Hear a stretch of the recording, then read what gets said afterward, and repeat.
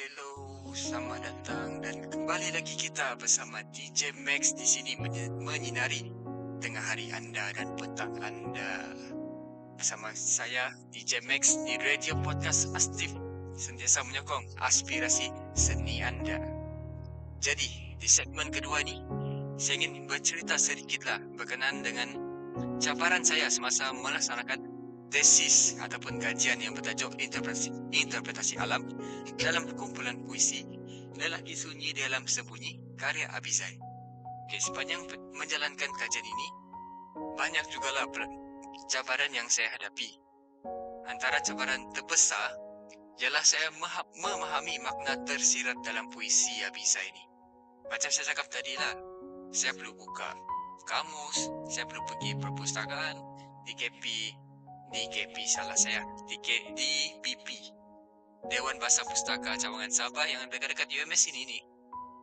Dan saya perlu cari semua makna-makna yang apa yang nak disampaikan oleh pengarang ni, penyair ni, Abizai. Jadi ada setengah puisi itu yang perlu dibaca berkali-kali. Saya baca untuk saya memahami simbol dan mesej yang ingin disampaikan. Itu adalah salah satu cabaran yang agak besar juga bagi saya. Sebab saya perlu meluangkan banyak waktu, mengorbankan cuti saya, cuti bersama keluarga pula bersama macam bersama rakan-rakan kah, macam tu. Dan itu saya juga menghadapi cabaran dalam mencari bahan rujukan. Ini penting. Ini bukan penting, ini adalah cabaran yang saya rasa sama level dengan yang tadi tu. Sebab dalam cabaran saya mencari bahan rujukan ni, saya pergi perpustakaan pun saya tidak jumpa berkaitan dengan alam ni. Dia macam terhad. Dan juga tentang Abizai ni, lagi-lagi saya di Sabah kan. Kalau di Sarawak mungkin saya rasa banyak. Tapi kalau di Sabah saya tengok macam kurang. Sebab tu kajian saya ni saya harap saya dapat kasih macam pendedahan lah kepada masyarakat Sabah ni tentang penyair-penyair di Sarawak. Sebab penyair-penyair Sarawak ni kan sebenarnya banyak yang berbakat, banyak yang bagus dia punya penulisan, tetapi tidak ditelitikan disebabkan tiadanya pendedahan bah. Jadi sebagai pelajar kan saya rasa bertanggungjawab lah untuk memberi pendedahan kepada masyarakat selain daripada negeri Sarawak itu sendiri. Okey, balik kepada cabaran saya tadi kan, mencari bahan rujukan. Saya perlu buat banyak bacaan daripada jurnal, artikel akademik, buku-buku, mungkin esei kritikan pun ada, untuk saya memahami apa yang sebenarnya ingin disampaikan oleh Abizai ini sendiri. Seterusnya, ini yang setiap pelajar akan menghadapi perkara yang sama lah bagi saya, iaitu tentang pengurusan masa. Pengurusan masa juga menjadi salah satu cabaran yang sangat kerap dihadapi oleh pelajar-pelajar, terutamanya mahasiswa dan pengkaji-pengkaji lah. Sebagai contoh, saya perlu menghadiri kelas, menyiapkan tugasan-tugasan lain, assignment. Macam due date tu baru dekat sudah. Lagi ni kajian lagi mau diperiksakan oleh penyelia. Jadi saya perlu mengatur masa lah sedikit. Ini agak sedikit cabaran yang besar juga bagi saya. Kadang-kadang saya menghadapi kesukaran untuk mengembangkan idea semasa penulisan.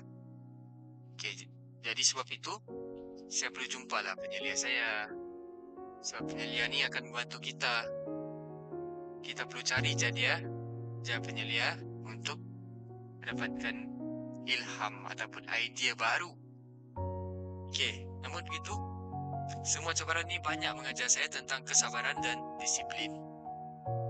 Saya banyak belajar lah tentang masyarakat tesis ni bukan satu yang mudah. Memang bukan satu yang mudah. Kita perlu banyak usaha, tawakal, tabah. Kita perlu semangat, perlu ada jugalah. Kalau kau tidak minat dalam tesis, memang susah lah untuk kau buat. Jadi harapan saya ataupun nasihat saya, kamu cari dulu minat kamu antara tesis ataupun karya kreatif. Ada novel, puisi, ada cerpen dan macam-macam lagi untuk FYP ataupun projek karya akhir yang boleh dilakukan untuk memenuhi syarat untuk mendapatkan ijazah tu. Jadi kita perlulah ada usaha dan ketabahan yang sangat tinggi dan kesabaran yang tinggi. Okey, jadi melalui proses cabaran ini juga saya semakin memahami bahawa puisi sebenarnya mempunyai makna yang luas dan perlu kita ditelitikan satu-satulah. Soalan bukan hanya menggambarkan suasana, tapi turut menjadi simbol kepada emosi, kesunyian dan pengalaman. Okey, kita kembali lagi di sosial media kita. Mungkin ada soalan daripada penonton-penonton ataupun yang sentiasa menyokong saya ni. Di belakang-belakang bisa menyokong saya. Cepat saya tengok dulu Okey, ni ada daripada Angel ya, Angel. Cabaran semasa tesis untuk segmen kedua. Okey, soalan dia berbunyi begini. Apakah cabaran terbesar yang saya hadapi sepanjang menyiapkan tesis? Okey, ni sudah saya jawab tadi lah, macam pengurusan masa, mencari bahan rujukan. Satu lagi, tentang kewangan. Ini pun salah satu penting jugalah. Sebab dalam melaksanakan tesis ni, kita perlu perut kenyang jugalah kan sebenarnya. Perlu perut kenyang supaya dapat ada idea tu bah. Nanti kalau lapar kan susah kita mau berfikir. Okey, itu je lah jawapan saya. Okey, jadi yang kedua, soalan daripada Aisyah. Yang kedua adalah, adakah sukar untuk memahami makna tersirat dalam puisi? Ini memang cabaran terbesar jugalah. Kenapa bagi saya cabaran terbesar? Kerana sukar. Kerana kita perlu cari satu-satulah makna dia.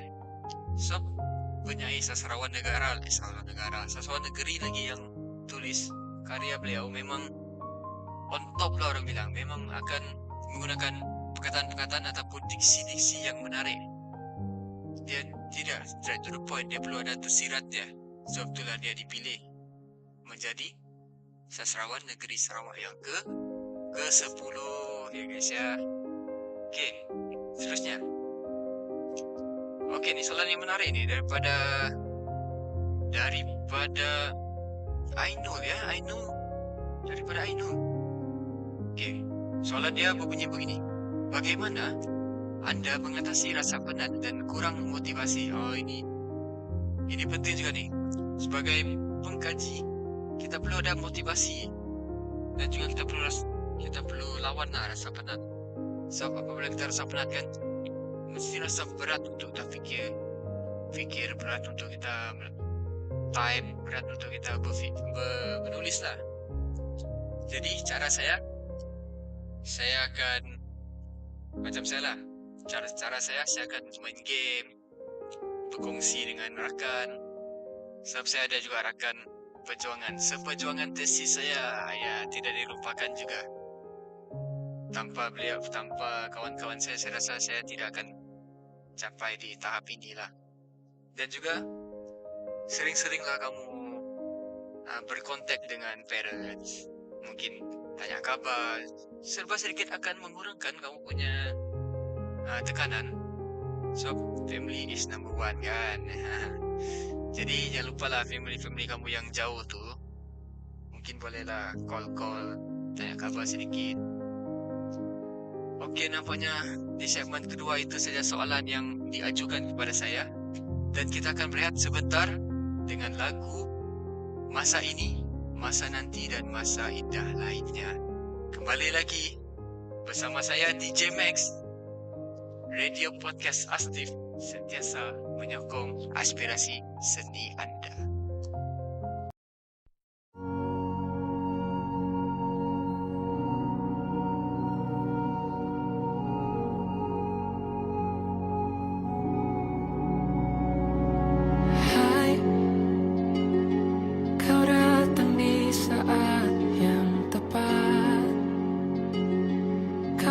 Ajarkan apa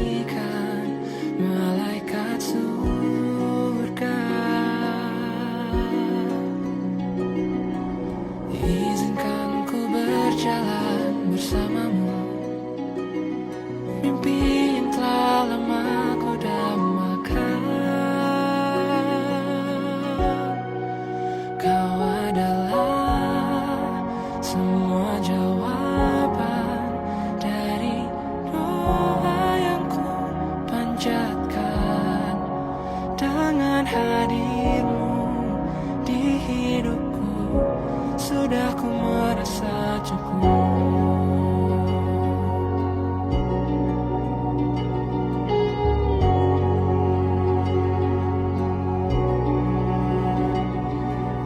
Izinkan ku berjalan bersamamu, mimpi yang telah lama ku dambakan, kini semua terasa indah.